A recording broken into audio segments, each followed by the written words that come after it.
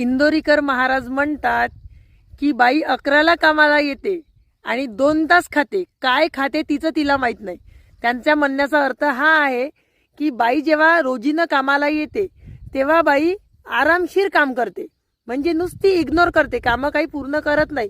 पहिले पाणी प्यायला जाते, मग जेवायला बसले की 2 तास उठत नाही, मग परत थोडं काम केलं की परत त्यांना तहानं लागते, असं ते म्हणतात. तर मंडळी, ते त्यांची गोष्ट काही खोटी नाही, 100% खरी गोष्ट आहे. मी माझा अनुभव सांगते.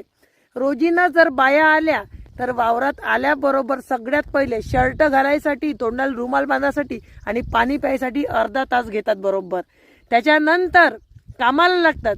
कामाला लागल्यानंतर त्यांना पुन्हा तहान लागते 1-1.5 तासांनी, तेव्हा पाणी प्यायला आल्यावर 15 मिनिटं घेतात. नंतर परत 2 तासांनी जेवायला येतात आणि जेवायला आल्यावर 1-1.5 तास घेतात. सत्य गोष्ट आहे, रोजीच्या बाया सांगताय. आणि तिथे जर